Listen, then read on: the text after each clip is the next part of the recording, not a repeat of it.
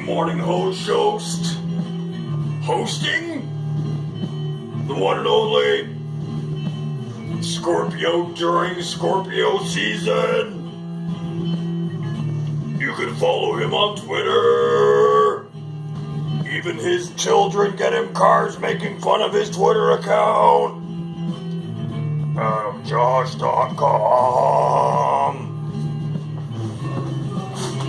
Good morning, everyone.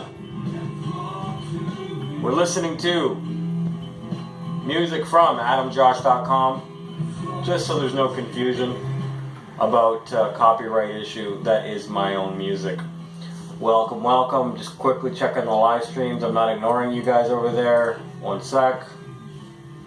See some volume here. Volume. Looks right. Yep, we're good. Okay, so we're right side up. Who would have thought? Welcome to the Morning Banana Show. My name is Adam Josh. This is something I think Tyler got me. You can see that on the live stream and not on the YouTube version. Always with two cameras, making sure that it is recorded because otherwise I would be wasting my time. Just talking to the wall.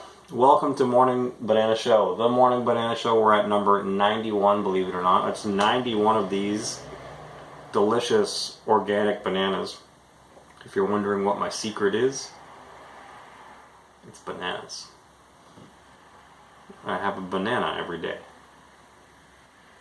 When I was in Mexico, I had organic bananas right off the tree, and it was like you could see the tree.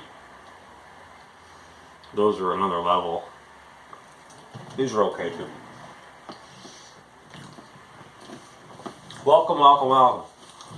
I am a Scorpio. Birthday was a little while ago. I am now 39 years old. I don't know if I told you that last time we chatted. I probably did. Got a coffee here. One thing that is interesting to me about the Morning Banana Shows is I am recording as I get into the office after everything is done and I'm ready for my customers. So I have not had a coffee. I've not had a banana. This is my coffee. So a lot of what I'm saying here is kind of half sleepish, half awake talk. I'm really groggy. And then I watch these back sometimes later and I don't even remember half the things I said, or I laugh at the things I said, like watching somebody else, because it's like, get somebody to talk for 10 minutes while they're waking up and then play it back later and ask them if they remembered half of anything they said. I was waking up. I live like a 5-minute drive away from here, 10-minute drive away. Those of you who know me know that that's actually an improvement. I used to work in around the GTA, right, in Burlington. So in Burlington and Oakville, darling, very far. So I used to drive an hour, basically on a good day, to get to work every morning. So I would wake up a little bit earlier to drive an hour every day. So 2 hours of every 24-hour day of my day were spent just commuting to work. Prior to that, I'm like a yo-yo, I guess, or bipolar with my commuting, because before that I lived above my shop. Like, I have a shop here, I have a little office upstairs, and believe me, the squirrels inside my brain send me back to my 20s sometimes, and I think, that's a nice spot up there, built an office, I could just curl her up in the balls, go to sleep there, put a little fridge here. No, Adam, no. You're not going to live above your shop. You're not going to live above the shop. Get a house. Own your stuff. Living above a shop. I did that though for a while. Don't tell anybody. It's like a step away from being homeless. A lot of guys do that. Who run shops, I find. I know a guy in Niagara Falls who was a very successful window tinter, and he lived in a shop because, you have to prioritize your life.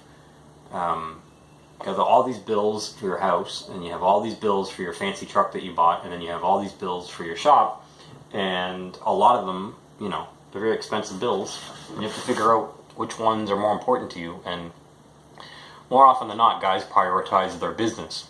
And this is not my personal business, it's my adopted dad's business.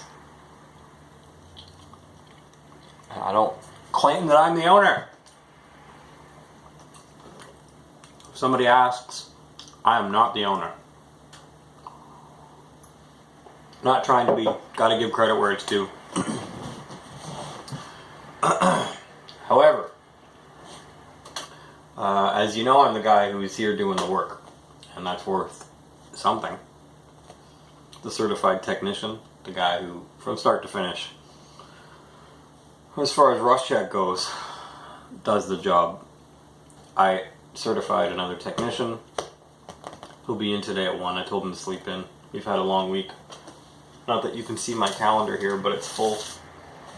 Week has been busy, 'tis the season. And looking at the numbers from last year,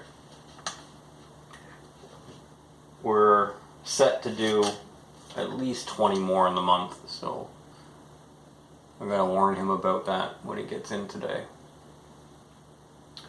Yeah, so here we are, Morning Banana Show number 91. The final countdown. Sad news about Sean Connery today. You know, I am a James Bond fan. We watched all of the James Bonds up until the one that is currently in the can and about to be released. I've seen all the James Bonds. That was Desiree's idea, not my idea. One day she was like, you know, we've done, we were doing marathons during the coronavirus lockdown when we were at home. We've done the Marvel Cinematic Universe. We watched every Marvel movie, every single one that was worth watching, all the movies. We defined the ones worth watching as the movies that made it to the theater in North America. So we watched all those movies. And then I think at one point she said, why don't we watch all the James Bond movies? And this is, I think, after watching every single Batman movie. So I said to her, like, I don't know if you hate me or you, but like, this is to watch all the James Bond movies, that's a challenge. So we went back in time and watched all those. Watching all the Batman movies was harder. To sit through the early Batmans, they had, I don't know, I think I talked about it at the time, but Batman was racist in the 30s and 40s. He called people evil Japs. Sean Connery, I mean, I'm not gonna diss the guy, but nowadays those James Bond movies would not be made.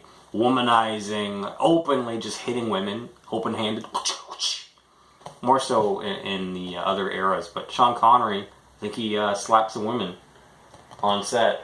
Not, you know, it was on film, so maybe it wasn't real, but you know, who cares about all that? He's dead now, and that sucks. And he died during Scorpio season, and the Grim Reaper himself, who is the Scorpio, took his soul. And happy trail, Sean Connery. Rosebud. He was a good actor, you know. I'm not gonna lie. I miss that guy. It sucks. If I had tears to shed over Sean Connery, I would. Scorpio season, yeah. So Scorpio owns Halloween, if you didn't know that. Why your Scorpio friends aren't afraid of death, aren't afraid of Halloween, aren't afraid of spooky things. Some people are. If you just do that, other people will get freaked out, not me. Scorpios can handle that type of thing. Some people are the window dressing on the house, some people are the floors, some people are the air in the room. Scorpio is the universe that everything exists in. We're everything else. We're the darkness, the unknown. And people hate it. Some signs rub people the wrong way. Scorpio usually rubs everyone the wrong way because of our nature. And I don't identify as a Scorpio, and this is all I am. I'm saying as an archetypal Scorpio, this is the sign I was born under and incarnated into this human body form during Scorpio season, and I am well aware of that. Being self-aware, you have to be aware of the fact, your skin color, where you're born, your gender, these things, you know. I'm aware of these things. I'm aware that I'm a man with a beard, okay? Let's full talk. Full stop. Real talk. Full talk.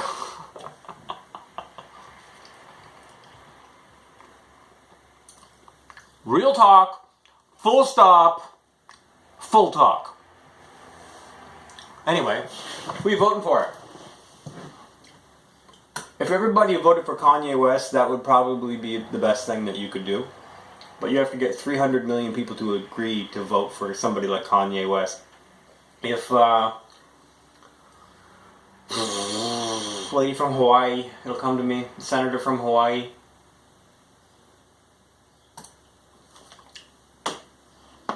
Wow. Really?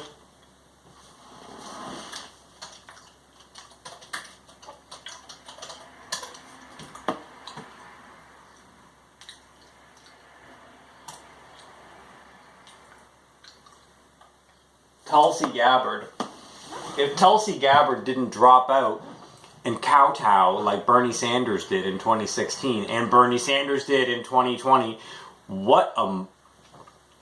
Anyway, if Tulsi Gabbard didn't do that and you wanted to vote Democrat, that shows you how rigged the Democrat Party is. Tulsi Gabbard, I mean, to me was a shoo-in, and she should have been the one debating and being up against Donald Trump if you're going to put the Democrat Party versus the Republican Party.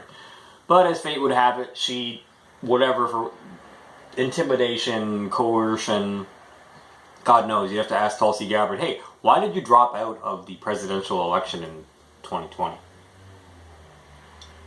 Curious minds want to know, Tulsi. Tell us the truth. Anyway, if she should have been the president in 2020. When I was meditating and envisioning the president in a perfect world in 2020 and 2021, I envisioned Tulsi Gabbard. And say what you want about me, but that of all the candidates originally that I saw, that's who I thought should be the president. Here we are now versus, Donald Trump versus Joe Biden, and there's no viable third party. But if you want to make a statement, vote for Kanye West. If you want to make a statement, vote for a third party. Federally, but 300 million people not voting would be a good start. 300 million people voting for one candidate would be a start. But when you vote, you give your energy signature to the drama vortex that is the rigged party duopoly. That's the problem. So you're reinforcing every year or every 4 years, whatever time. However often you vote, you're propping up the system that they're presenting you with, the puppet show that they're presenting you with. You're propping it up for another season. But one puppet master is operating a few different puppets. Wars don't change. The wars go on. The military, still is involved in foreign entanglements. Major policy doesn't change. Taxes, IRS, all that stuff still happens. The national debt, last I checked for the US, is $27 trillion, and I'm Canadian looking at you guys, and I'm just saying, sort your stuff out. Federal Reserve still prints your money. Private banking families like the Rothschilds and the Rockefellers still control your finance, and you pay money to use your own printed currency on worthless paper. You pay your own hard-earned interest taxes to the Rothschild banking family, to the Federal Reserve to actually use money. It makes no sense. You used to have a gold standard. I lament America. I'm half American and half of me laments you guys. The other half is whatever. I'm not in a better situation sitting in Canada with the Queen of England owning the whole country and all of New Zealand and all of Australia and most of the Bahamas and British Virgin Islands. Believe me, I know. But I'm just saying, if you're going to be free, if you're going to fight that war in 1776, right? Think about it. Fought a war against taxation without representation, went to war with the British. Now look at you. Look how many taxes you pay. Redonkulous. Your ancestors would be ashamed of you. I don't know what to tell you. You're asking me to choose and give advice between runny diarrhea, solid diarrhea, and diarrhea with nuts in it. I'm just going to say, out of all these terrible options, I think just keep Donald Trump in office for another 4 years. Because can't have a Biden in office. And if that happens, man, did I call it wrong. Number 91, thank you for following me on Twitter, adamjosh.com. Yeah. I'm gonna get to work. Take care, everybody. Bye-bye.